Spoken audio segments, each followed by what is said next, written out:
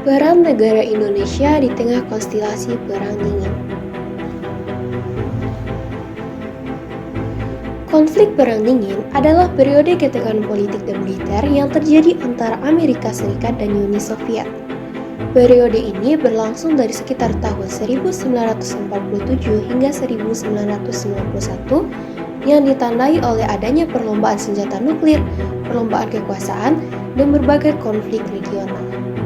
Perang Dingin ini berakhir pada tahun 1991 yang ditandai dengan runtuhnya Uni Soviet.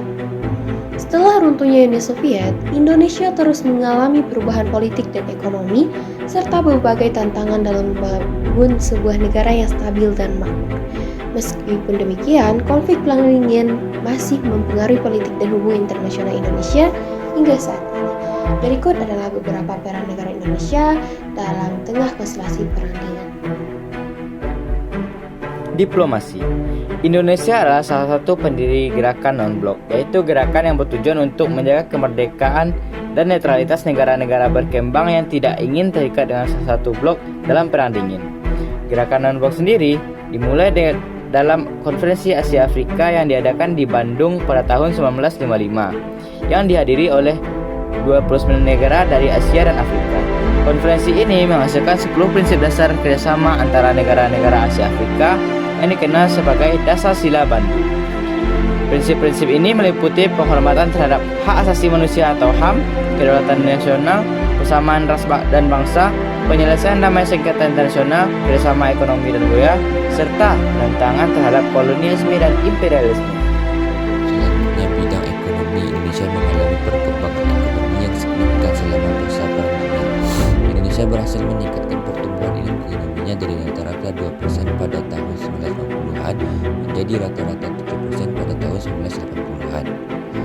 Indonesia juga berhasil menurunkan tingkat kemiskinan dari 60% pada tahun 1970 menjadi 50% pada tahun 1990. Indonesia juga berhasil meningkatkan pendapatan per kapita dari $50 pada tahun 1965 menjadi $1.000 pada tahun 1990. Indonesia mampu mencapai prestasi ekonomi dengan mengadopsi kebijakan yang sesuai dengan kondisi dan kepentingan nasionalnya.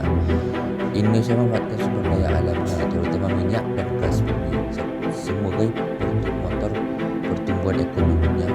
Indonesia menjadi anggota OPEC, Organization of the Petroleum Exporting Countries, pada tahun 1962 dan menikmati keuntungan dari kenaikan harga minyak dunia pada tahun 1970-an. Indonesia juga mengembangkan sektor industri, pertanian, dan jasa serta meningkatkan investasi asing dan domestik. Indonesia juga menerapkan kebijakan ekonomi yang berorientasi pada pasar, tetapi tetap mempertahankan peran yang negara yang kuat. Indonesia melakukan stabilitas mikroekonomi dengan mengendalikan inflasi, defisit anggaran, dan utang luar negeri. Selanjutnya, politik. Indonesia mengalami perubahan politik yang dramatis selama masa Perang Dingin. Indonesia mengalami 3 periode politik yang berbeda, yaitu demokrasi liberal 1945-1959, demokrasi terpimpin 1959-1966, dan Orde Baru 1966-1998. Periode-periode ini ditandai oleh pergantian rezim, ideologi, konstitusi, sistem pemerintahan, partai politik, serta konflik dan krisis politik.